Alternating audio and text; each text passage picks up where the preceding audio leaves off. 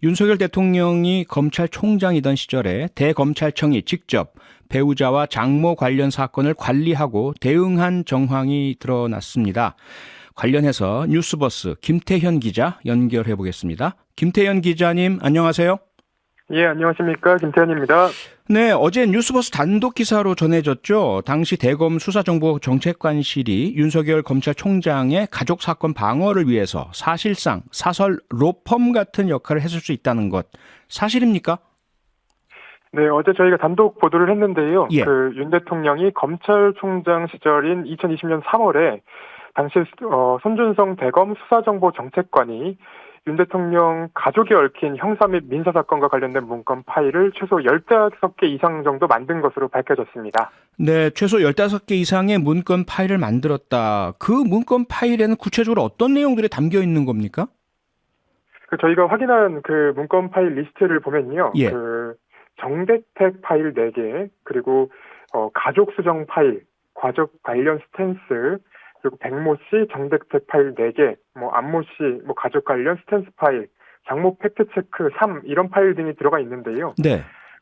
가족 관련 스탠스 -1이나 아니면 장모 팩트체크 3 이런 순번이 들어가 있는 걸 보면은 이것 외에도 이제 파일들이 더 있었을 것이라고 이제 예상이 되는 상황이고요. 네. 그리고 윤석열 대통령과 직접적인 관련이 있는 게 아니라 윤석열 대통령의 장모와 관련된 사건 관련자들 이름이 있는 것으로 보아서 네.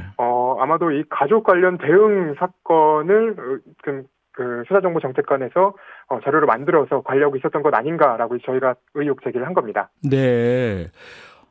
그런데 이런 파일들이 어떤 과정을 통해서 드러나게 된 것입니까?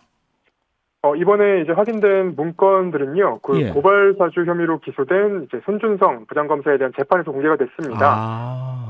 저희가 이제 지난번에 그 뉴스아이킥에 나가서 예. 그 김웅 의원 불기소에 사용된 면담 보고서가 조작됐다는 재판 보도를 이제 또 방송에서 말을 했었는데요. 말씀하셨었죠, 예. 예. 그 재판보다도 한 차례 전에 있었던 재판에서 나왔던 얘기입니다. 그래서 저희가 그 내용들을 좀 확인을 해서, 네. 보도를 한 겁니다. 네.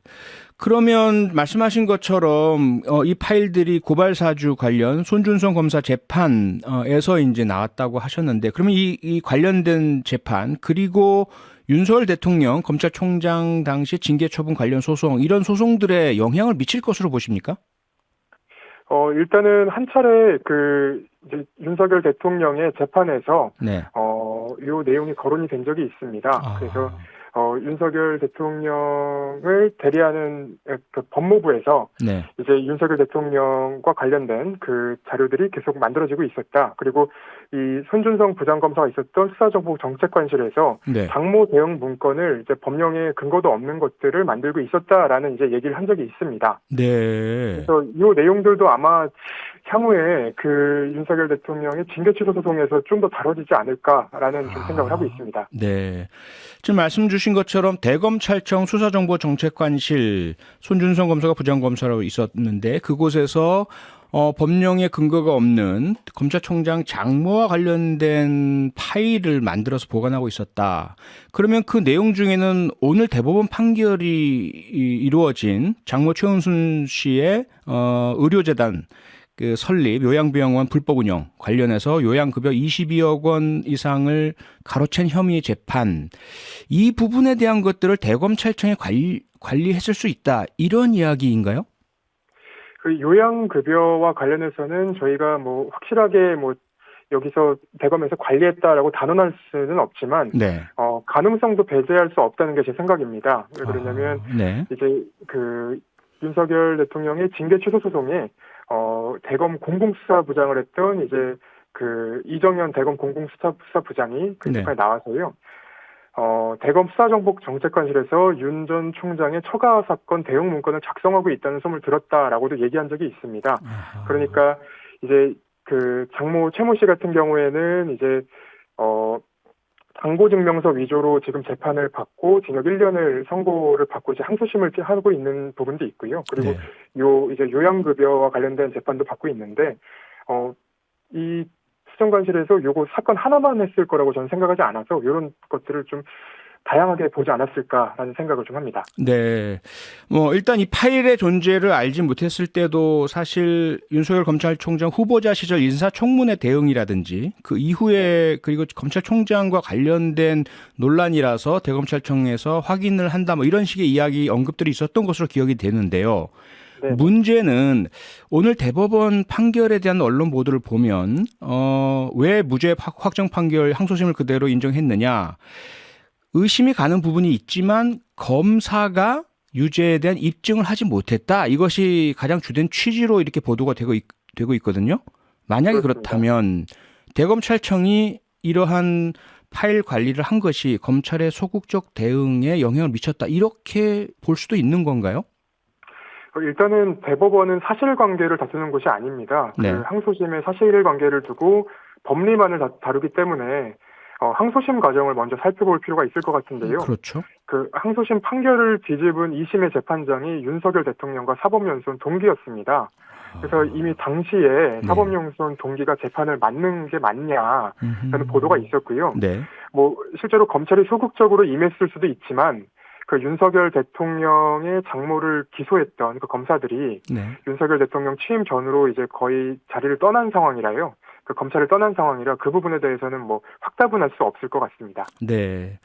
앞서도 말씀드렸지만은 이렇게 검찰총장 가족과 관련된 어떤 문건을 작성하고 관리를 한다는 것 이것에 대해서 대검찰청에서는 그동안 뭐 할 수 있는 일이다 이런 식의 이야기들을 해왔는데 어떻게 보세요? 이러한 수사정보정책관실의 정식 업무 중에 검찰총장 관련 가족 관련된 파일을 작성 보관하는 것 있다고 볼 수 있을까요?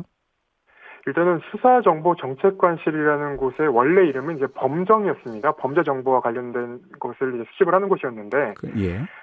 이 수사정보정책관실의 주 업무는 수사를 개시할 수 있는 사건, 그리고 범죄 사건, 범죄와 관련된 자료 수집입니다. 네. 그러니까 윤석열 대통령의 장모, 그리고 가족 등에 대한 정보 수집은 이 해당 업무에 속하지 않는 거죠. 아, 네.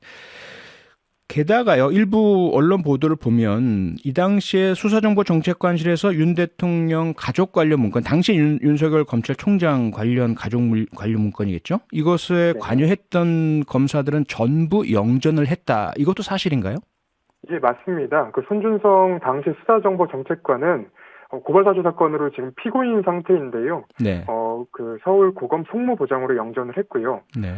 그리고 그 당시에 이제 손준성 검사의 휘하 있었던, 그리고 장모 관련된 문건을 전달받았던 성상욱 검사 같은 경우에는 당시 대검 수사정보 2담당관이었습니다. 네. 이 수사정보 2담당관 같은 경우에는 이제 정보를 수집하는 업무를 주로 하는 자리인데, 이분은 지금 이제 서울중앙지검 형사 7부장으로 영전을 했고요. 네. 그리고 당시에 대검 수사정보정책관실에서 자료를 받아가지고 언론 대응을 했던 권순정 대검 대변인 같은 경우에는 이제 법무부 기획조정실장으로 자리를 옮겼습니다. 아, 그렇군요.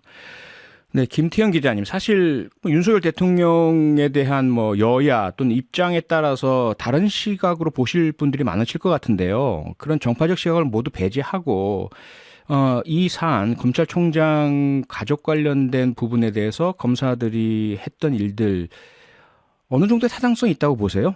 취재해 보신 결과. 일단은 이제 윤석열 대통령과 입장을 같이 하시는 분들은 네.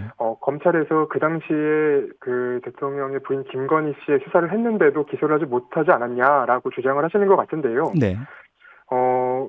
저희가 취재하기로는 그 당시에 수사에 대한 어떤 뭐 방해라던가 외압이 있는 상태에서도 수사가 이만큼 진행됐다고 봐야 된다고 저는 생각을 합니다.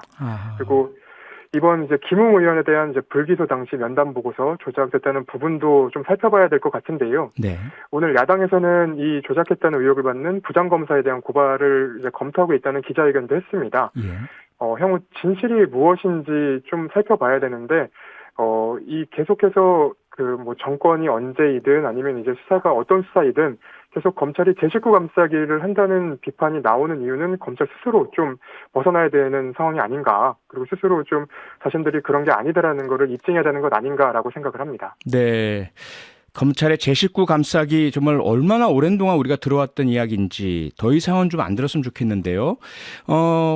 말씀하신 고발 사건 관련한 재판은 계속 진행 중이지 않습니까? 어떻습니까? 그렇습니다. 마지막으로 어느 정도 진행될 것 같고 어떤 부분에 좀 주목해서 계속 취재하고 계신지 좀 정리 말씀을 좀 해주시죠. 일단은 이 고발 사주와 관련된 재판은 이제 1월 달에 또 다음 재판이 죄송합니다. 12월 19일에 또 진행이 되고요. 또 1월에도 진행될 예정입니다. 예. 그래서 저희가 뭐 단언해서 뭐가 더 나올 거다라고 말씀을 드릴 수는 없지만 네.